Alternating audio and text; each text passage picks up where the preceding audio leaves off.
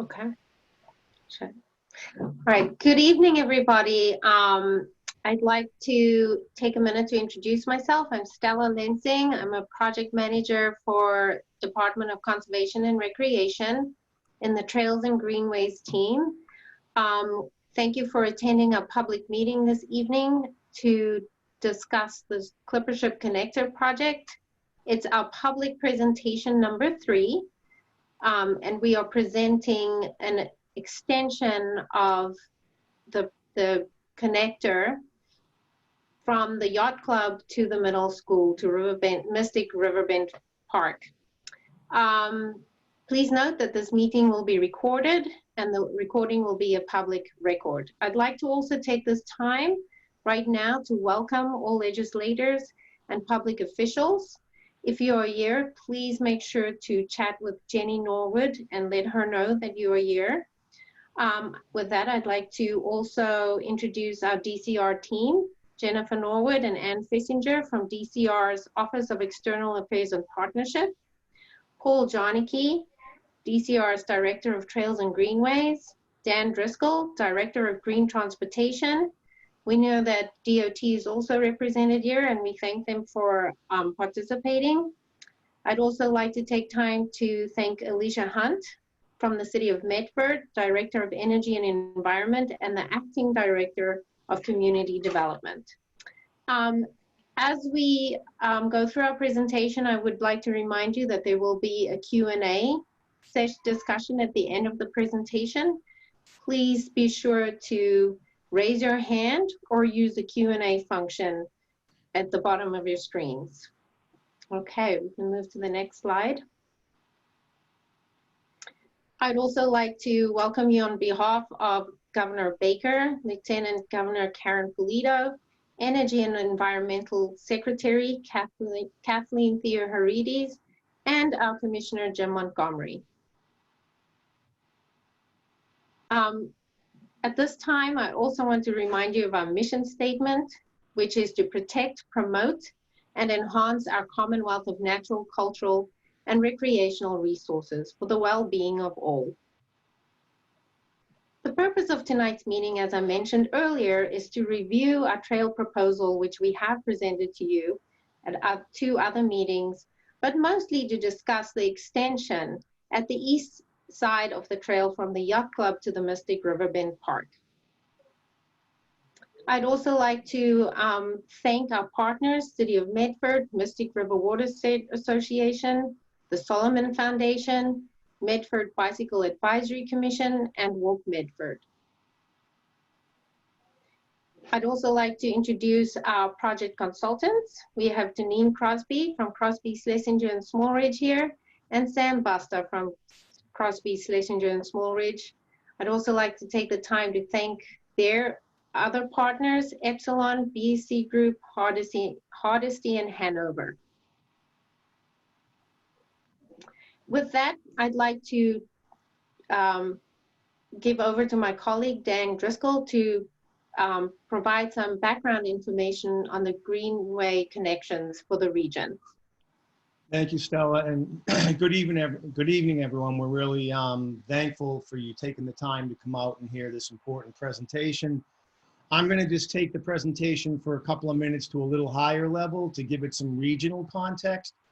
And you can see in the center around that circle, that is our project area. So this Clippership Connector is really right in the center of a lot of really important greenway work that's been going on for the past decade. I'm going to just mention a few of the highlights of some of those efforts. Starting to the west over by Fresh Pond, you'll see the Fresh Pond there. I don't have a pointer, so please just kind of follow along. We're currently building a 2-mile greenway called the Watertown-Cambridge Greenway that will connect Fresh Pond and the Charles River all the way up to the Alewife Greenway. Beyond the Alewife Greenway, where at the confluence just below the Mystic Lakes, there is another section that, working with my colleague Paul Janahy, we were able to construct a couple of years ago a section between Winthrop Street and Auburn Street. That was a really key missing piece that had no sidewalks or anything, and now there's 2 really wonderful trails one along the river and one along the Mystic Valley Parkway that filled in that big gap. On the other side of the river, we also did some restoration work between the Alewife confluence all the way up to Auburn Street. There's one little piece that Paul's going to finish in the next couple of years. Beyond the circle, heading the other way, heading east, in McDonald Park, we've done all kinds of restoration work on the trail network, as well as the parklands itself. The parking lot was completely redone. And most recently, just this spring, Paul and his team were able to go out and do a restoration of the beaten up sidewalk all along the Mystic Valley Parkway, which was a really great piece of work. And a little bit further east, right below Assembly Row, you'll see a dotted line along the river there. That's the MBTA bulkhead wall project. That's another really big gap in the system that's being filled in right now. It's a $30 million bulkhead wall project being built by the MBTA, and as part of that, DCR has funded the incorporation of a trail on top of that bulkhead wall, which will be built, it's being built and will be completed by 2021 spring. So when all of this is done, basically from that little circle you're looking at inside there, our vision is that you will be able to go on foot or bike all the way to Bedford, up the Minuteman Bikeway, or down through the Charles system into Boston or Waltham or Watertown, and heading back into Boston over that bulkhead wall project back into the city of Boston. We have a pretty incredible network, and everything that I'm talking about is all family friendly and off-road. So we're really excited about filling in what we think is one of the final missing pieces, which is the Clippership Connector. Next, please. So here we are closed in on our project. This is property information for the project area. We're sandwiched on both sides by City of Medford property. One is Clippership Park. Number 4 on both sides is the city, but number 4, again to the west is Clippership Park. That's an existing park built by the city. Next to that is our 2 easement areas. We've been working long and hard with those abutters on getting easements to be able to build this. We're closing in on finalizing those, a little bit of work left on that. And then you see a blue section under Route 93, that's Mass DOT, another easement that we're working on, and all of these will be friendly takings where people are participating, and we expect to have those in hand in the near future. Then you come to the green area, which is all DCR property around the yacht club and connecting back to more City of Medford property where there's an existing greenway that goes all the way back to the Wellington Bridge. Next. I'm just going to go through some of our goals, design goals and guiding principles for this project. As I've mentioned, this is an ongoing implementation of the Mystic River Reservation Master Plan, where we're really proud of how much of that master plan has gotten implemented on the Mystic River as part of our big 3-river plan, the Neponset, Charles, and Mystic. The Mystic has historically been left out, but it's really catching up in the last 5 years, and we're pleased with that. The Connect is also designed to be as direct and maximize opportunities for all users to view and be close to the river. That was really important to us, that this be a river greenway, and as best as we can to give people access to this amazing resource, which is the Mystic River. The Connect is also designed to be a community route while also implementing the regional network goals that I've just gone over. It's designed to be accessible and inviting to people of all ages and abilities. The entirety of the project will comply with the American Disabilities Act, where whether you have a disability, a baby stroller, or whatever your challenge is, this will be an accessible place for you to go out and enjoy. It's also designed to address privacy and security concerns of abutters. Unless you're an abutter, you wouldn't know this, but we worked really hard with the abutters on a number of walks to address their valid concerns, and we think we've come a long way in bringing them onto the project positively. It's also designed to improve the habitat and ecology of the riverbank. Every place we do this work, we look long and hard at how can we enhance habitat for wildlife and strengthen the ecology of the river, as well as think about some of the climate resiliency elements that are always important on these projects. Next, and with that, I'm going to turn it over to Deneen Crosby, and she will go through the details of the project for us. Thank you. Thanks, Dan, and good evening, everybody. Part of this presentation is review. We did a public presentation towards the end of last year. That design has been developed, but pretty much has stayed as it is. But I'll show you some of the updates and areas of that. And as Stella said, we really want to focus tonight, hopefully to get some comments on the piece of the trail that you haven't seen, which is the area between the Yacht Club and Mystic Riverbend Park and the schools. So we're going to start west of I-93 and review the area behind 99 and 121. We're going to show you the area under the I-93 highway, the underpass. We're doing some security lighting there.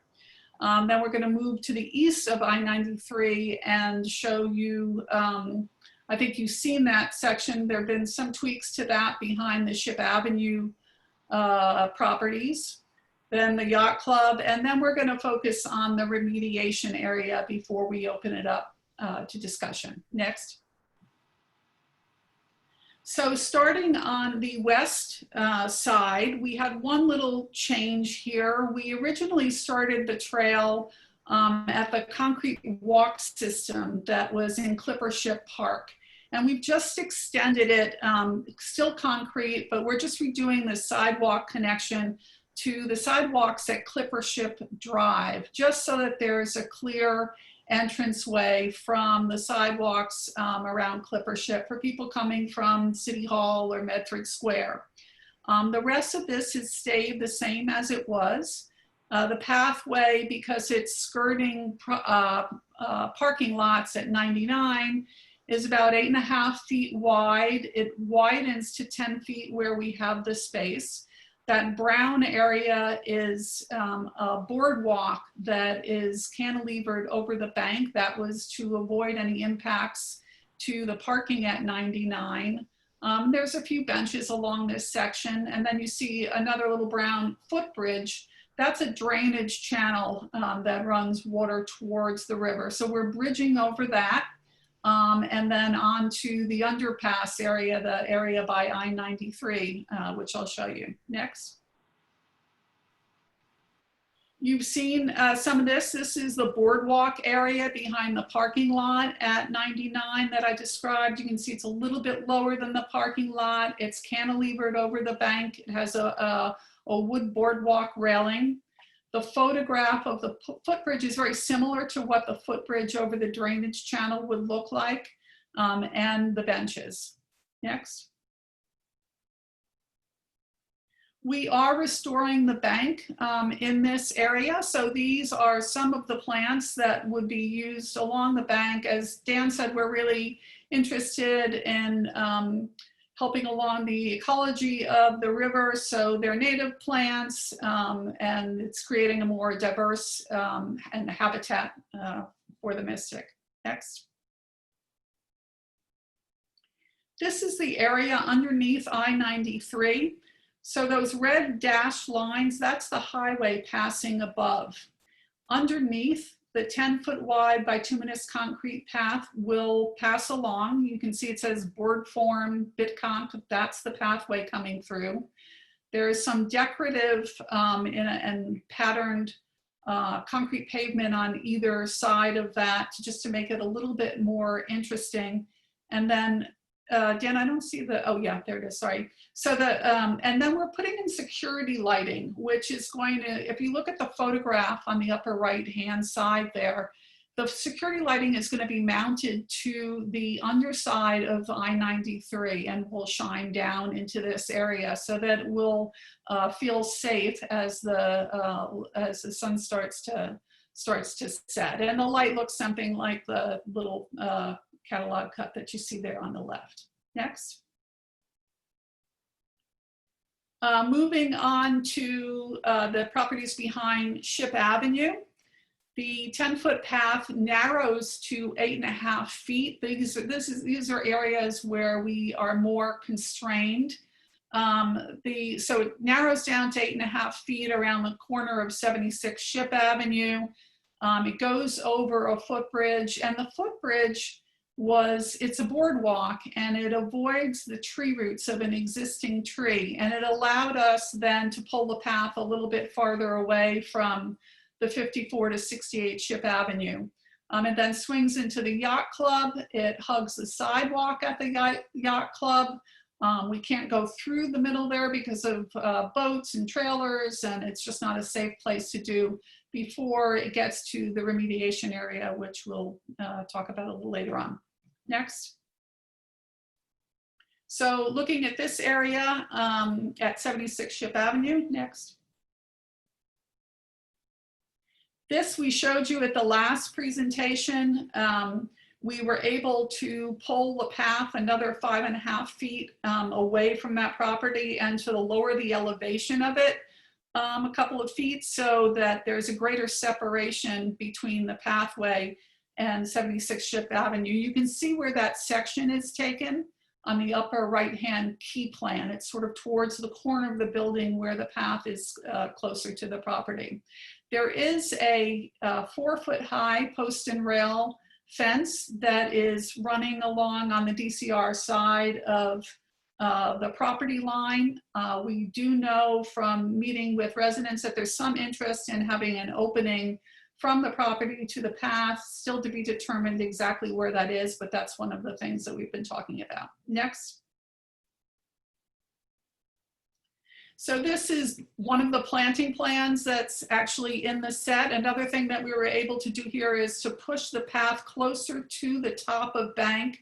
There's some lawn behind 76 Ship Avenue that the residents like to use. So we have not interrupted that with the path. There's considerable lawn area. And you can see looking at the planting here, there's a substantial buffer planting of trees and shrubs and perennials at the property line. Next. And these are some of the trees and shrubs and perennials that are in that buffer area by 76. Next. Next. This is a little farther down in the 62 to 68 area. This is, we're not at the building yet, we're at the parking lot. So what we have at the parking lot is a guardrail. It's a wood back guardrail, so it's sort of park looking, a narrow shrub bed in between, and then the pathway right at the top of the bank. Next. You saw this section at the last meeting that we had. This was, as I said, the way that we were able to push the pathway farther away from the residents and also drop the elevation. It's typically about 3 feet lower than the yards of 62 to 68. You can see originally in the top section, the old path alignment, it was about 8 feet away. Now it's 13.5 feet away. It swings down from the parking lot towards the middle of the bank, continues going a little farther away before it swings up to get onto the yacht club property. Next. So this is towards the end, 54 to 60 Ship Avenue. You can see the previous path location, the revised path location. It was just short of 7 feet away. Now it's another 15.5 feet farther away from the property line. I do know the DCR has been meeting with some of these residents, I think, about exactly what fence would be running along this stretch. Right now it's in the set as a post and rail fence, the same as behind 76. Next. And this is a detail of the planting that's proposed for that area. So there's the top drawing there is as you go by the parking lot, the more narrow plant bed and the guardrail. The bottom drawing, you can see that the buffer planting on the slope between the pathway and the residences expands, and this area has extensive riverbank restoration. Next. So these are some of the shrubs and perennial proposed for the buffer area. These are all fairly low between the adjacent properties and the path. Next. And again, these are some of the riverbank plants that are being proposed, some of the shrubs and perennials. Next. So looking at the yacht club, the pathway skirts, it's on DCR property adjacent to the city sidewalk on Ship Avenue, and then swings down to meet the remediation area. I should mention here, there are 2 curb cuts into the yacht club. The bike path will be marked so that those are safe crossings to the latest safety standards. It is separated from the yacht club parking area with a wood-backed guardrail. Next. And this is the area where the path is going. So the city sidewalk where you see the Riverside Yacht Club sign, that planter is being removed. The bike path is in that area at the back of sidewalk. And right now there's a curb in between the city sidewalk and the bituminous concrete path. The city has the option of leaving this as it is or building a sidewalk there in the future sometime. So either the pathway would work with either option. On the right side, you see the buffer area between the pathway and 20 Ship Avenue. And to give you an approximate idea of where the path is coming through here, if you see that concrete square in the middle, Sam, I don't know if you can point to that with your cursor. Yeah, that. The pathway runs along the left side of that. So you see there's some distance between the pathway and that fence line for some buffer planting. And one of the things that we heard from one of the residents was that they wanted to see more buffer planting there. Now there are big mature trees both off the property and on the property in this area. So we can't plant another very tall shade tree, but we're planting lower amelanchier flowering trees and shrubs. We have some rhododendron and ilex in there. So we're expanding, that we expanded the buffer area. Next. So this is the Ship Avenue. This shows a sidewalk at sidewalk level, the City of Medford sidewalk, and then it's an 8.5-foot bike path, and then the guardrail separating, keeping bicyclists separated from the parking area, particularly around the curves where we want to make sure that it's a safe path. Next. And this is the planting plan. The lower left-hand drawing is that planting up buffer that I was describing to you of the low flowering trees and shrubs that are being planted in that buffer zone. Next. So this is what you haven't seen any of yet. This was the remediation area, and that work was being done at the time that we were working on the design for the rest of the Clippership connectors. And so we had to wait till that work was done to find out what exactly we could do here. So this is a preliminary plan that we hope you'll take a look at and give us some comments on. What it is a 10-foot wide bituminous concrete path that connects from the yacht club to the path system at Mystic Riverbend Park and the school property. We added into this one that gray pathway is a walking path. If you're familiar with this area, there's a kind of a big bermed area in between. And we think that regardless if you put a path there or not, there are people that will be going in that direction rather than straight through. So we thought we should show a main path, for bicycles, and then, but maybe a more narrow 7 or 8 foot wide walking path that if you're heading to the school, it's just more direct. In this scheme, the ground plane, the area that's lawn now, we have shown as all meadow with just lawn mow strips on both sides of the path to keep the pathways neat and clean.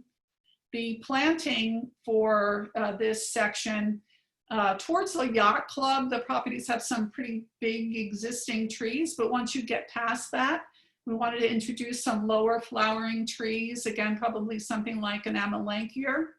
There's a big cluster right now of Ailanthus trees, which is an invasive tree. However, they do have big canopies and they are providing some shade for residents.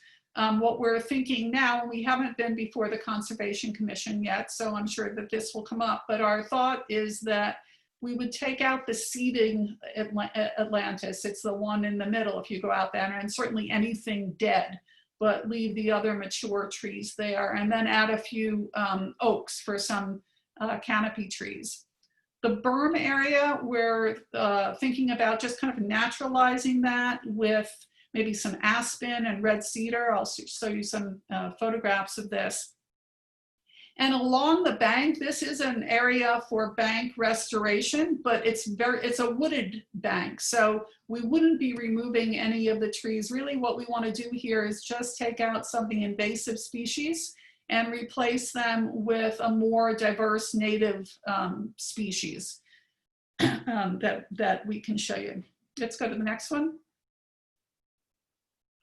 So this is the same plan, but takes out that footpath that I showed you on the previous plan. The planting here is addressed in the same way. Next. And this plan is a little different. The two previous plans are really places that you would walk through. You know, Meadow doesn't give you as much of an opportunity to just actually use the space. This says, okay, what if you take the space between the pathway and the residences and you make that lawn, so the darker green, so that in fact, if you wanted to go out there and have a picnic or, you know, just sit there. I see, when I've been out there, I see people sitting in the lawn at the Andros Middle School, especially now with their children during the day and, you know, getting a little of outdoor space. So this is another possibility for this area. Next. The pathway, the photo on the left where you can see where people are walking through now, the pathway would be approximately there. And on the right, to the right of the berm would be the main bicycle pathway. I should mention that there is a little bit of a grade change at the fence line. It looks like there was some fill put in there for access to that site. We would be removing that so that the grade would return to what it was and either seeding with meadow or with lawn. Next. So just some sections to show you what that looks like. You can see in this section towards the yacht club, the small flowering trees.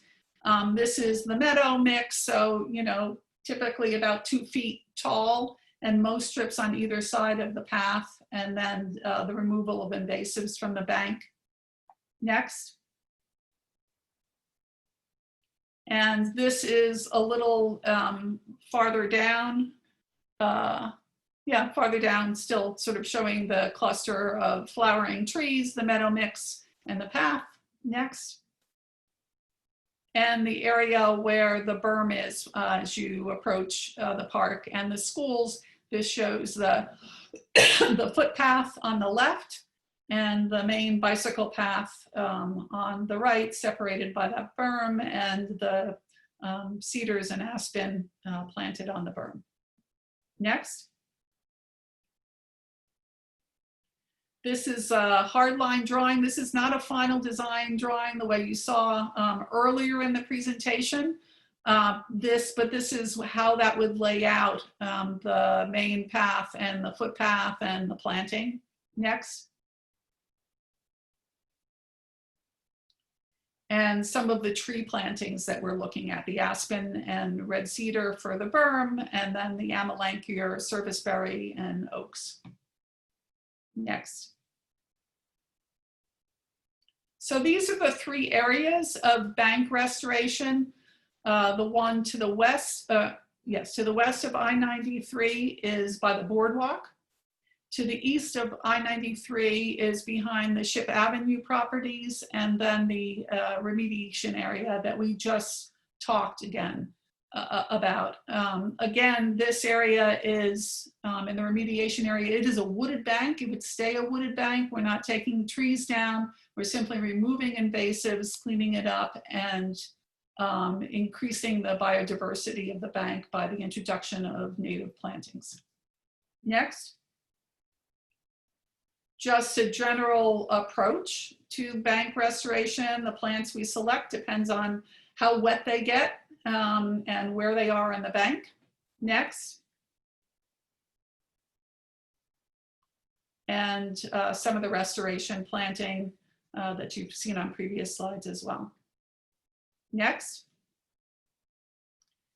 And with that, Stella is going to say where we're going from here. Okay, thank you, Deneen. Yeah, so the DCR team has, completed the final design except for the remediation areas and except for this extension. We do have an order of conditions from the Medford Conservation Commission, and we did also complete draft easement plans. The next steps for us is to finalize the design and the permitting of the remediation area, as well as to finalize the easements that are still outstanding. And then in the spring, we'd like to be ready for bid for construction, with potentially starting construction in the summer of 2021 until the spring of 2022. Should the funding be available. Right now, the estimate of the project for construction is about 2.7 million. Next. Now I'm going to open it up and give it over to Jennifer Norwood for discussion, where she would be fielding your questions if you have submitted some in the Q&A, or you can raise your hand and Jennifer will answer you that way and give you a turn to speak. Thank you, Stella. Before we, to start us off, we're going to have Representative Barber say a few words. I need to unmute you. There she is, and I'm going to allow you to talk. Go ahead, Rep. Barber. Okay, thanks. I want to welcome everyone, and I want to thank the DCR and the whole design team. This project, even though it is a fairly short length of path, has been really challenging for a lot of the reasons that were outlined through the presentation. And I really appreciate the time that the city, DCR, and the design team have taken to work with residents to address a lot of concerns that have come up, and to work with users of the trail to think about so many different pieces of both making this really useful to the community, but also something that will work for the abutters and the residents who live here. So really, thank you for all your work. I know it's been now a few years, and I'm really looking forward to the next steps and to hearing what other folks have to say. So appreciate everyone's involvement in this project.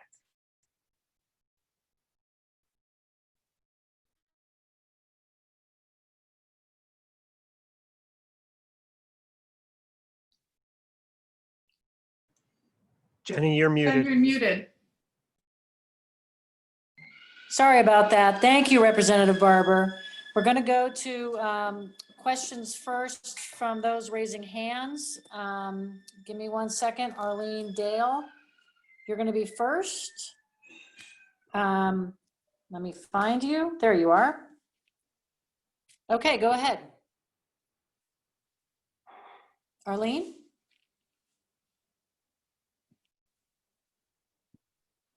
Hi, thanks so much for the presentation.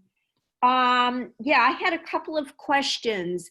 It sounds like, are there going to be, so I'm at 20 Ship Ave, are there going to be two separate paths, one for pedestrians and another one separated for bicyclists? Jenny, do you want me to answer that?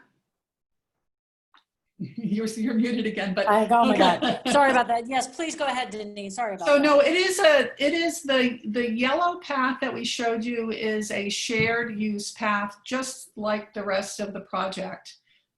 When we were out looking at the location of the path, we saw that it looked like people might want to go towards the school, and others might continue along the river's front. So we added, there is a shared use path, and that's for pedestrians and bicyclists. And then there's just a more narrow path that heads up towards the school building, and that's with, it's with a stabilized stone surfacing, so it's a softer surfacing. You can ride a bike on it, but it appears to be more of a walking path. So that second path was something that, you know, we'd hope to get some feedback tonight on. But the shared use path is not separate bicycle and pedestrians. It's for everybody. Thank you, Deneen. Okay, Bruce Kulik. Yes, hi. Thanks for this presentation. My questions are related to the western edge of the project, where the paths will connect onto Clippership Drive, and then a little bit further west where the crosswalk at the Craddock Bridge goes across Main Street. And I wanted to find out two things. Exactly what kind of connection will there be to make it easy for cyclists to transition, at least eastbound, from Clippership Avenue to the path? And what is the plan for traffic going westbound, since Clippership is a one-way road and is not really wide enough for a like a contraflow lane or that sort of facility? So that's the first question. Maybe you can answer that and then return to me for the second part. Okay, Deneen, I don't know if that's you or Dan. I think that's Dan. Okay. Yeah, I'm happy to take that.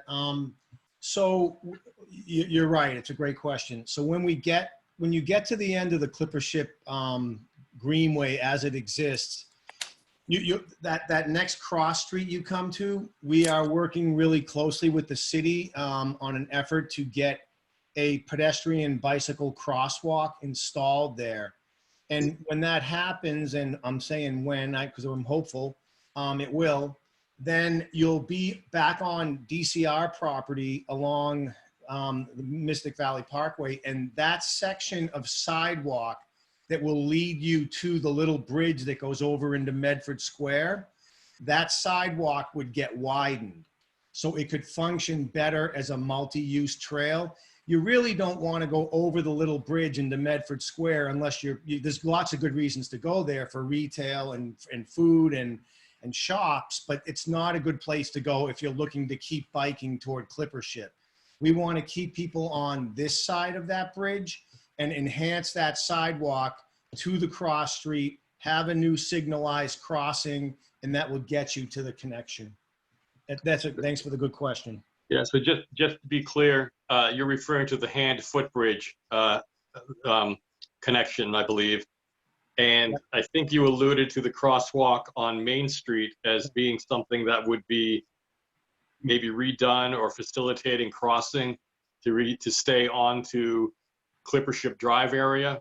That's exactly right. And as you know, at that little footbridge now, there's already a crosswalk and signal back to the primary greenway along the Mystic River that will continue to take you further west. And then right at Clippership Avenue, where the path meets, right there by 99 Riverside, what is the plan there? And then directly to the west was really the first question I had, which was, how will westbound traffic be served along Clippership Avenue? That's only in concept right now. That piece has probably had the least amount of work put into it. We're aware of it. We know what the challenges are, and we're going to have to vet that out and come up with some alternatives to get back with everybody on that. But it's, okay, and is that city property or is that DCR at that point? That is a combination. It is most of the work that would need to be done would be on DCR property. Okay, great. Thank you. I appreciate it. You're welcome. Okay, let's go to a couple of the written questions. First is from John Ramos. 10 feet wide is a bit narrow for two bicyclists heading toward each other, especially at the boardwalk where there are railings. Can the wooden boardwalks be widened to 12 feet? Yeah, I can maybe take that, Deneen, you can Okay. follow up. But I think we have a lot of width discussions on these pathways. You know, currently DCR along any of our linear greenways, we strive for 10 feet as sort of our goal, because we feel like 10 feet of hard surface is the right balance to protect trees and enhance the ecological elements that we're looking for. I mean, as an example, if you've been on the Alewife Greenway, the section along Sunnyside Ave, that extensive boardwalk system, that's all 8 feet. And yeah, I would agree it's a little tight, but bicyclists can pass each other safely. It's not something you want to be going down at high speeds. So you need to be aware that there's a lot of other users out there, and people generally are respectful of that. So we're striving for 10 feet. We did have a couple of pinch points where we had to go down to 8, but generally most of our trails along the Charles, Mystic, and the Ponset are 10-foot clear, and we try to have shoulders where possible for runners and people that don't want to be on the asphalt. Okay, similar statement from Mr. Ramos. 8 feet 6 inches is really narrow. In my opinion, 8 feet 6 inches is okay for really short spans to get around a particular challenge, but it seems like quite a lot of the path is 8 feet 6 inches. So I can describe what is 8 feet 6 inches, and we had a lot of constraints here. We were on the west side of the bridge. We're on private property where there is parking that comes very close to where the path is. So that first stretch behind 99 is 8.5 feet. Actually, none of it is 8 feet, but it's 8.5 feet. Until you get over the footbridge, and then it widens out to 10, where we're able to widen it out to 10 until you pass under I-93. When you get close to the Ship Avenue properties, there simply isn't room there through most of it for a 10-foot wide path. We have issues with trying not to impact the bank, with trying to be respectful of people's properties and backyards and giving some buffer and backyard. So we had to, from I-93, after you take the bend into that little inlet, that's where it starts to narrow to 8.5.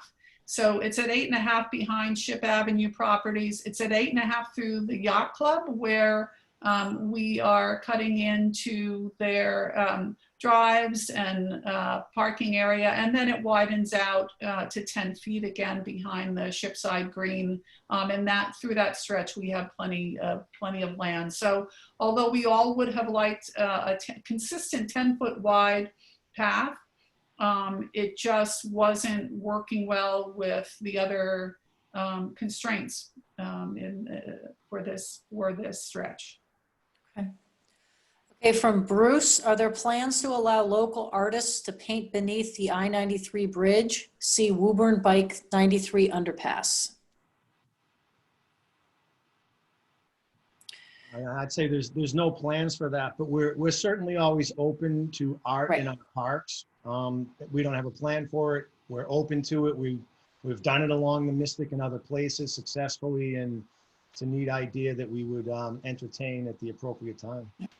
Just remember, we don't own the bridge, so DOT would be involved in that. Right.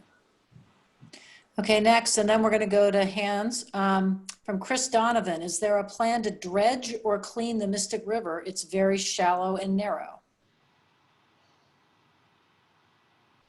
I don't know. Who should take that? Stella? There you go. Yeah, I mean, that's really not the purview of our project at all. The Mystic River itself is regulated with, the water level is regulated by a dam, but this is a question for another department, unfortunately. Dan, if you want to jump in, too, feel free. No, I mean, historically, there has been a little bit done in the main channel for boat access. You can imagine the size of these boats. but we don't have a current plan to do that. And it would involve, to Stella's point, Bill Goda, who operates the Amelia Earhart Dam, and others that deal with those types of issues in our office. We could go back and ask it for you. Okay, next hand up is Olivia Bracken. Okay, wait, now I got to go in here. There we go. Okay, Olivia, you're unmuted. I think you have to unmute yourself. Whoa, right. let me. There we go. Yes, for the Shipside Green, 20 Ship Avenue, we were told at earlier meetings that there were going to be buffering plants in between the path and the residences. And according to your plan, I don't see that. I just see what you called a mixed meadow and or lawn area, which would not really provide buffer in terms of visibility and privacy to the residences. The other thing is, when the property was being worked on for the past couple of years, we had that tall grass out there. We had quite a bit of a rodent infestation. That really is a habitat that rodents prefer.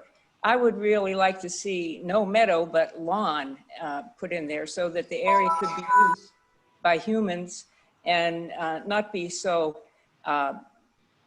preferable to the rodents.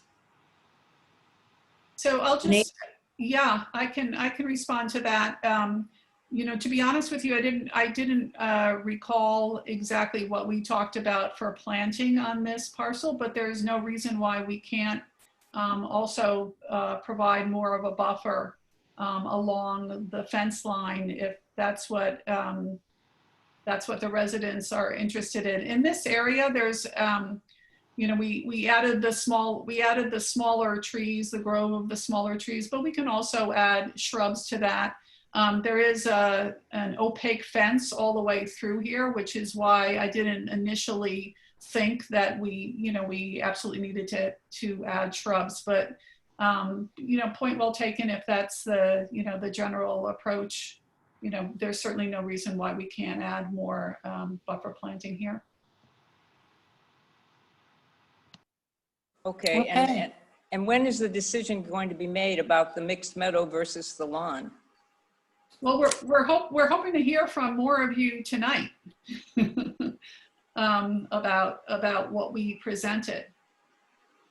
Yeah, and we also have additional opportunities for you to provide comments, which we'll provide the information for that in a little while. But there will be a way for you to formally provide comments through writing if you also want to add comments beyond this meeting. Okay, next we have Alicia Shaheen. Go ahead, Alicia. Yeah, hi. You mentioned that you haven't received funding yet. Where are you looking to get into the funding from, and how close are you to getting it? I can answer that. I think I've misspoken there. We do have funding. It is in our capital plan, and it's just planned for the next fiscal year when we are complete with our design. So you have complete funding, the 2.7 million? yes, so far we do. Who's funding that? The DCR. DCR is paying for it? Yeah. Oh, okay. I thought it was coming from another company. No, it's the DCR. Okay. I do have a couple other questions for the abutters on 54 to 68 Ship Ave. We had sent an email to Dan and Tom LaRusso last week. We haven't heard anything. So the section which is 54 Ship Ave at the end where the yacht club abuts up against our townhouses, will you be installing a split rail fence there, or will you be using our existing fence? Because we'd really like a tall fence like the existing fence. And if you need to move it, like, what is your plans for that?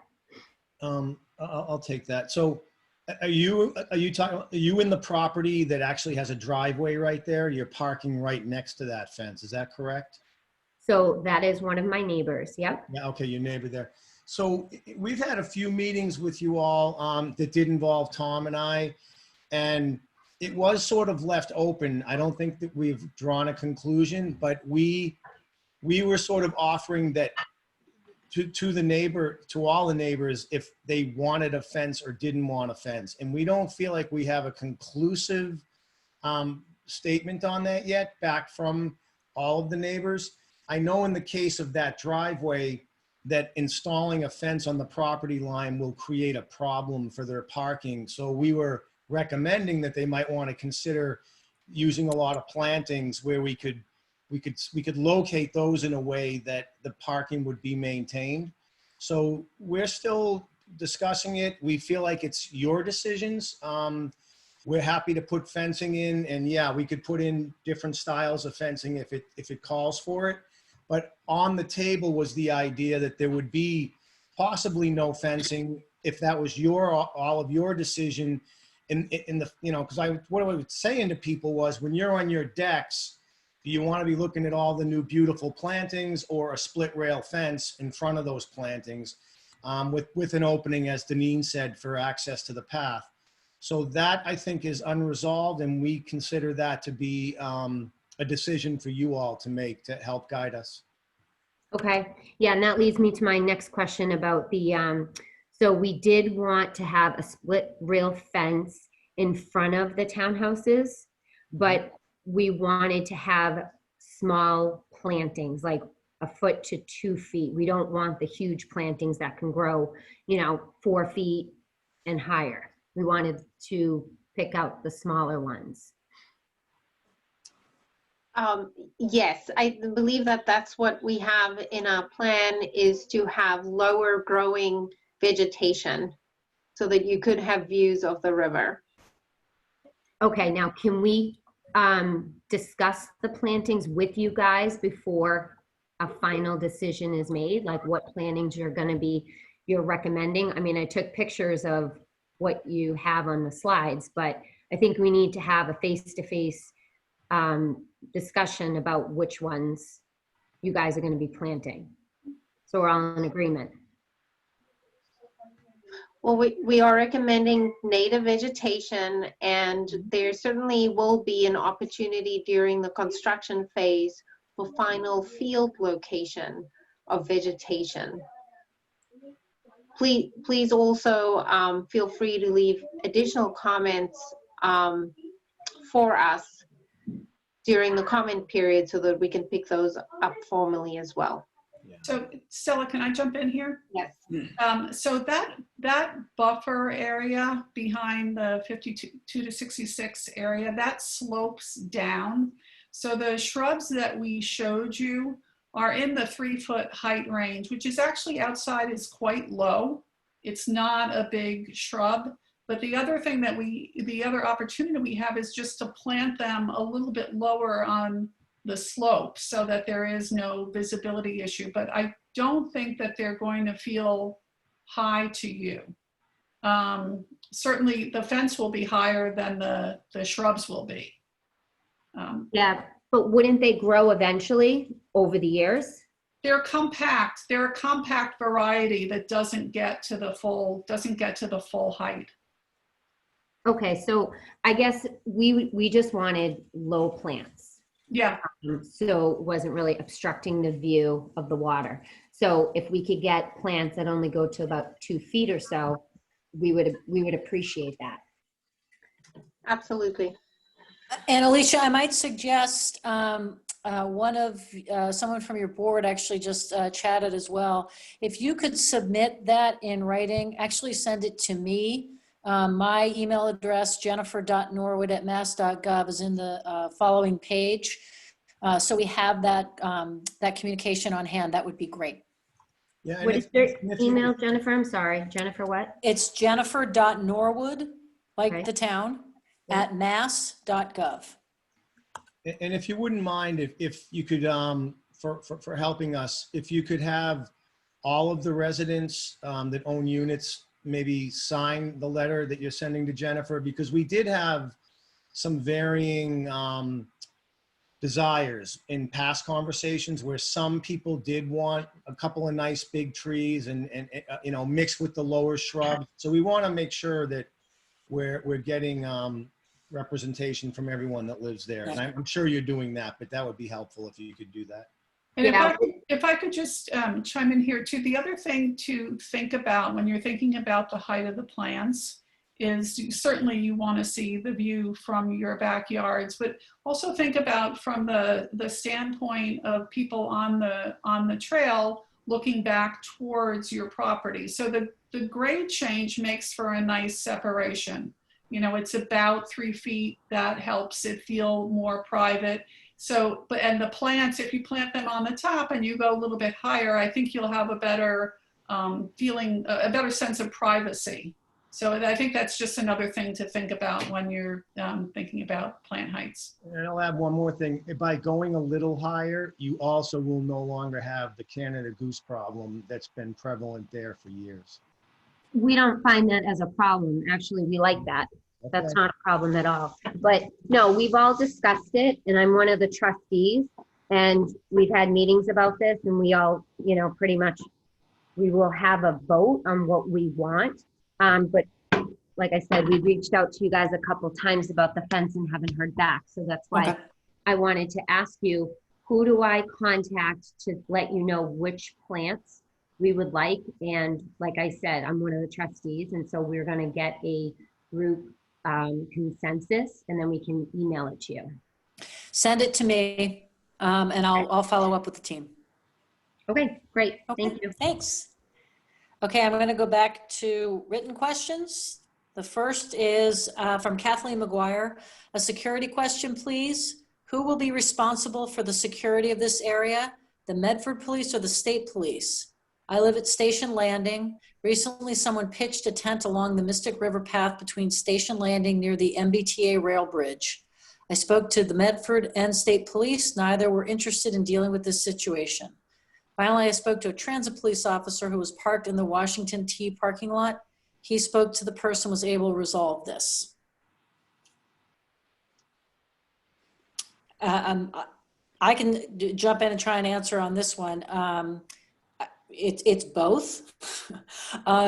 State police and city police often work collaboratively, as well as with the MBTA police in that area. So I think if there is an issue, reporting it to any of those authorities, you know, hopefully you'll get the right answer.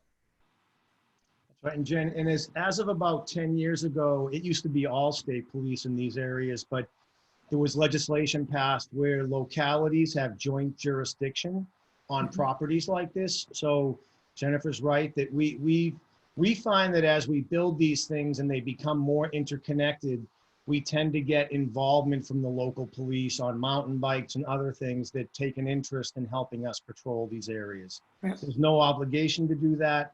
It's just something that seems to have happened along all the rivers in the metro region. Okay, next question from JV. Can they install hedges instead of a fence? I think we've just had a long discussion of that. It'll be a mix, correct? Okay. That's correct. Yeah, that's correct. Okay. From Aaron Genia, I have seen coyotes and diverse wildlife around these areas. What measures will this project take to protect existing habitat and improve habitat for wildlife living there? I can take that question. I think we plan to restore the riverbanks and restore the habitat and enhance the wildlife habitat. So, you know, this will help with, the population of animals in this area. Okay, next question from Christina Mirasolo. What is the distance from the path to the fence as it takes the turn from the yacht club to the green area along 20 Ship Avenue?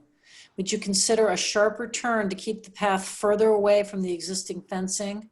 Can you review again what will be planted between 20 Ship Avenue fence to the pathway?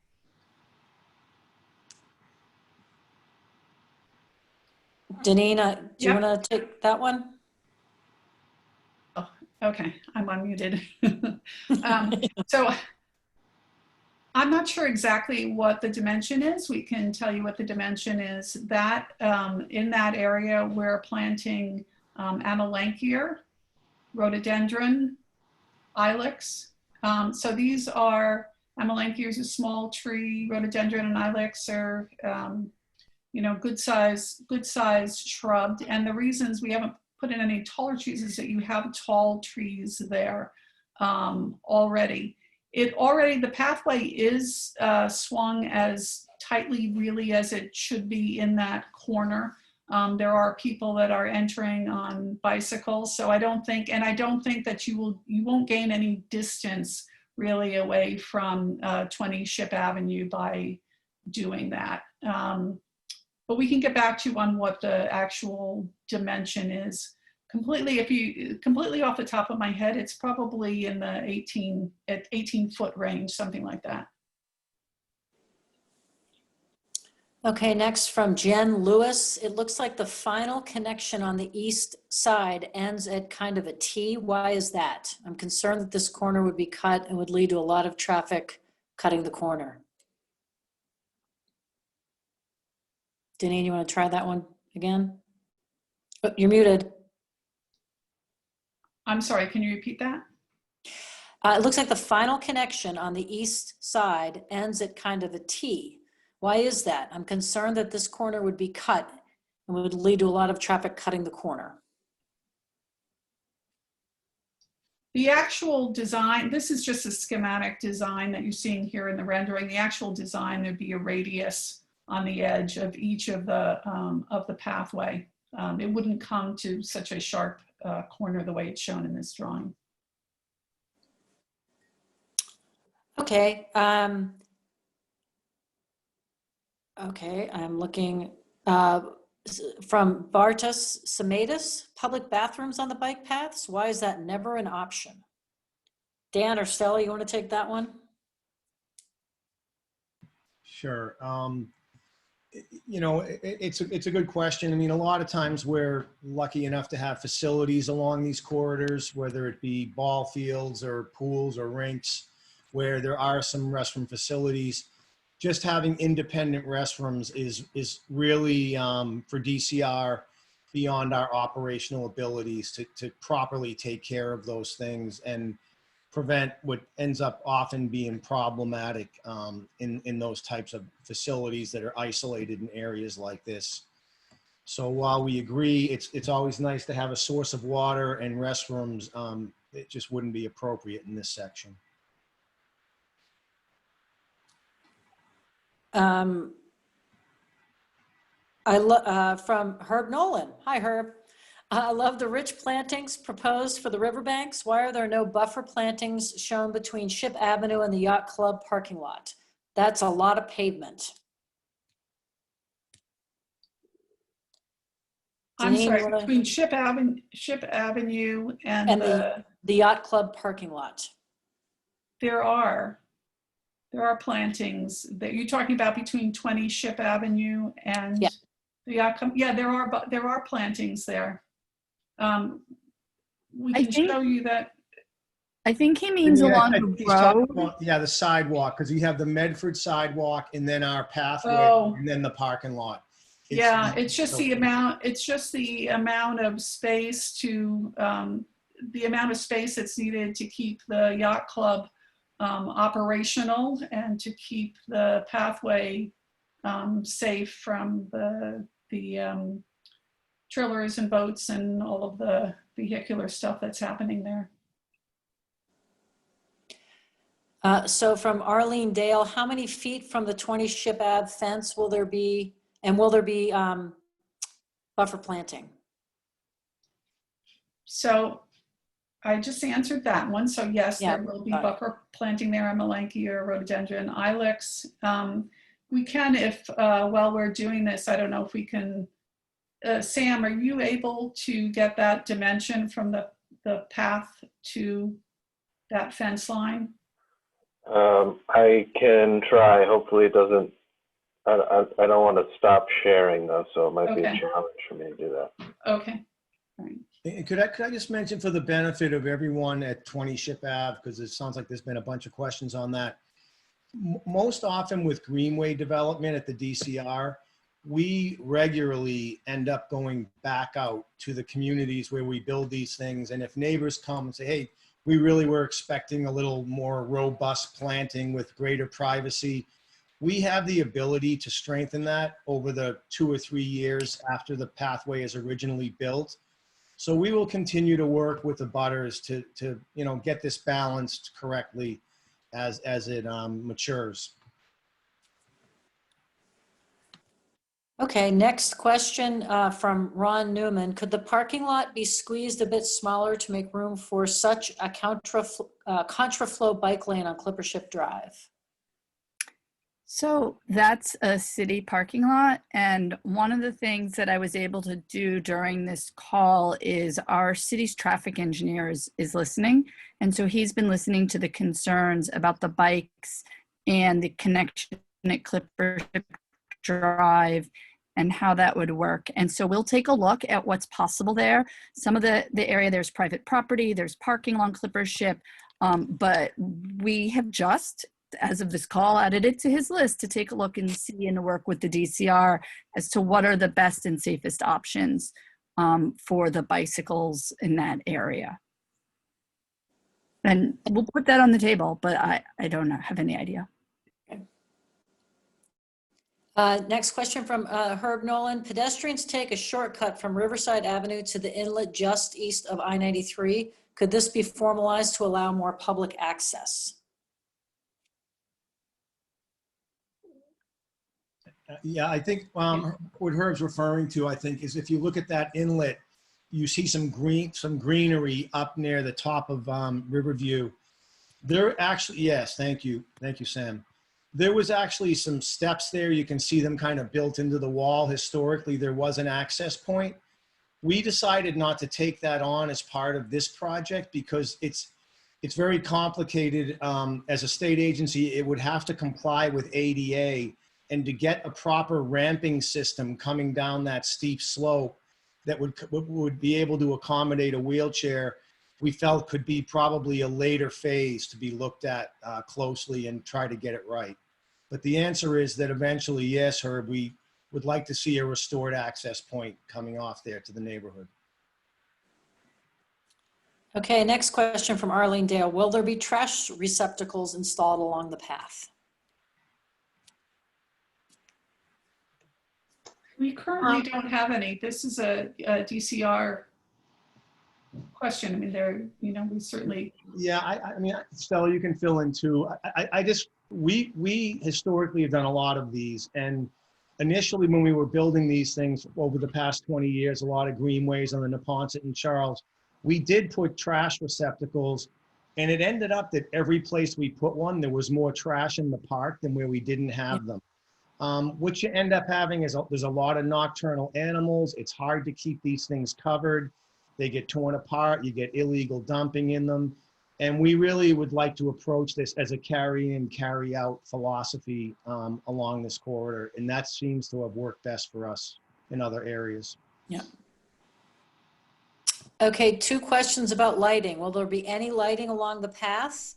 Will there be any lighting along the path behind 20 Ship Avenue? So I can answer at least. There's only going to be lighting in the through the I-93 underpass, and then also the yacht club does have lighting, but that's more specifically for the yacht club. So in that area of 20 Ship Ave, and then Deneen, I don't know if you wanted to add anything else. No, I was going to say the same thing. One of the comments we received in this, I can't find it at the moment, was asking about could the lighting under 93 be more decorative than just a standard glare lighting? So I'm just adding that to the queue. Okay. I think what we need to do for, once we figured out who has care and control, typically DCR would be maintaining this lighting. It has to fit in with DCR's overarching, we have a electrical department and we have a maintenance system where we go through and maintain all our lights.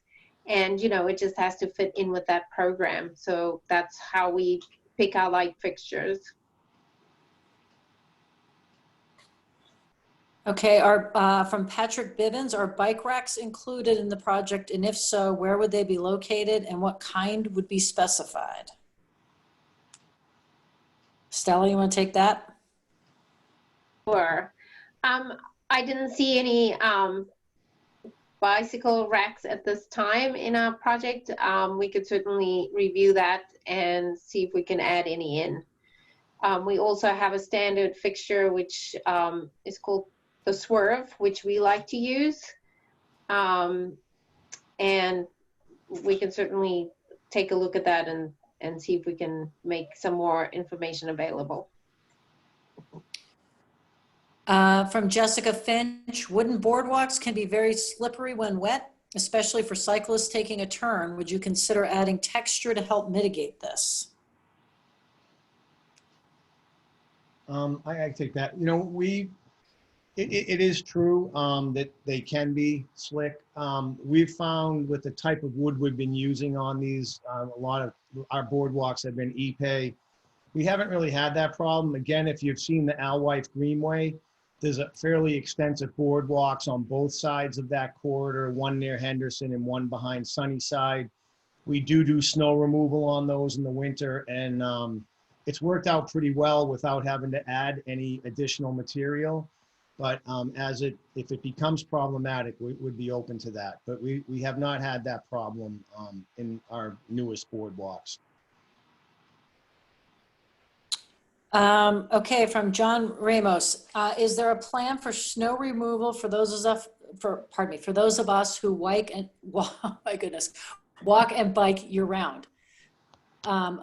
Apologies, but I'm having a hard time getting past the narrow portion of the path. I'm someone who will use this path frequently with my daughter, who will be about 5 years old when this is complete. I would like to ride beside her while she's learning. Also, I know what it feels like to have a bicyclist pass closely when on a walk with a stroller. Wherever possible, please widen the path so that families can have a bit more space. So thank you for that comment. But the plans for snow removal. Dan, I'm not sure how we assess snow removal priority. If you could answer that. We do it, I mean, as these things become, as greenways like this become more integrated, take on a greater significance for people walking and commuting and trying to get to different places, we tend to evaluate that, and it's certainly potentially open to be added to our snow removal agenda. It's important to realize when we do snow removal on paths like this, we do not reestablish the entire width of the path. So even on the Charles River near the basin, which is one of our bigger snow removal operations, we clear 6 feet of a 10-foot path. And that's usually done with brush rollers or small bombardiers that the boardwalks would be able to support without damaging them. So it's not really, we're not trying to reestablish it as a true multi-use path in the winter, but we certainly clear enough for pedestrians, runners, and cyclists that have the right gear to be out there. It would be passable. Okay, thank you. Earlier it was mentioned that parts of the path design had been moved lower. Does that increase the frequency of flooding problems given climate forecasts that show the Amelia Earhart Dam is likely to be flanked during coastal storms in the next couple decades? I could make a comment on that. The Amelia Earhart Dam, for those that aren't aware, is in the middle of a pretty large armoring project that we believe is going to curtail that forecast for it being crusted. It's a great observation. It is true that that's a projection and we're reacting to that. Bill Goda is in the middle now of doing extensive armoring and strengthening of that facility. And as far as the elevation concerns on the water, at this point, the Mystic River is held pretty much at the same elevation within about a 4-inch difference, because it's kind of a man-made basin where the Amelia Earhart Dam and its 3 pumps, the third of which has never had to be turned on, completely control the water elevations of the entire system. Okay, from Laura Olivier. When do you anticipate you will finalize plans for fencing, et cetera, with residents at 76 Ship Avenue? Just looking for a time frame. Stella, got a time frame? We are in the process of finalizing this, and I think that we want to wrap this up this fall. We are going to be working with a legal team to finalize these. Okay, from Robert Seto. As I understand it, the section of the trail along Ship Avenue next to the shipyard parking is planned to be at the same level as the existing street. If so, that section usually ends up being extra parking spaces for various area users at a busy time. It's best either if it can be slightly higher level, like a regular sidewalk. So basically I can respond to that. Okay. So the area that he's talking about is actually the city sidewalk. And what happens with that area now is the back of that walk is at the sidewalk level. So the side of that walk that's against the planter now is at sidewalk level, but it just slopes down to meet the road level. So we would not touch that at all. Our pathway is going to be at the same elevation as the yacht club parking lot. If the city, and the question of whether that is actually flattened out, which would give you a 6-inch curb reveal on the roadside, is really a city decision and not a DCR decision. We're putting a curb in between the two as part of this project. I don't know if that answers, completely answers it. Okay, from Frederick O'Hara, have you considered the effects of clearing exotic trees on the stability of the riverbank? I'm not sure what, we're not clearing trees on the riverbank. Okay. From Sean Conant, when did this become a bike path? Again, we were told many times this was more of a footpath and a bike path was being planned for the other side of the river. I could take that. To be clear, it's a greenway. We've been really striving. This is a statewide initiative that we are really trying to call our linear corridors greenways and not bikeways and bike paths. We see pedestrians as being the sort of top tier in terms of right of way, and everyone else out there should be yielding to them. But on paths like this, we do invite cyclists and pedestrians to use it respectful of each other. And we've found that they actually do quite well at doing that across the state. Okay, what is a transparent fence? I'm not sure which one of us said that. But the fence, the post and rail fence is just, it's 4 feet high and it has 4 rails, and you can see in between the rails, like a split rail fence, as opposed to a solid board fence. But that sounds more like something Dan would call it than me.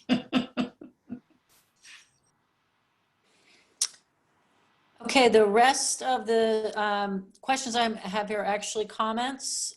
So let me check chat. A comment, I'd like to add an historic marketing branding component about Medford's incredible shipbuilding history to this area, but I won't use tonight's format to address this initiative. Okay. Okay, I think that's it. Could we put up the additional information slide? Okay, thanks everybody for all of the questions and comments. They're really appreciated. We got one hand up. I'm sorry, I'm told that we have one hand up still and I just missed it. Oh, Sean Conant. You go ahead and speak. You may have to unmute yourself. Unmute. There you go. My question was answered by Dan. Thank you. Okay, thank you. Okay, so we really appreciate everybody attending tonight and submitting such great questions and comments. You will have time to submit additional questions after the public meeting. The presentation will be available for viewing on the DCR website. Please, we encourage you to provide public feedback through our online comment form, or by emailing me, jennifer.norwood@mass.gov. Please note the content of the comments you share or you submit to DCR will be shared with your name, town, and zip code. Additional information like email addresses will not be shared, but we will add them to our email lists for outreach and updates on this project. Finally, if you have any general agency related questions or concerns, email mass.parks@mass.gov. And with that, wait, we got a couple more questions that come in. Nope, I think that's it. Thank you again for your attendance, and we look forward to continuing working on this project. Good night, everybody. Good night, everybody. Good night. Good night. Folks. Thank you.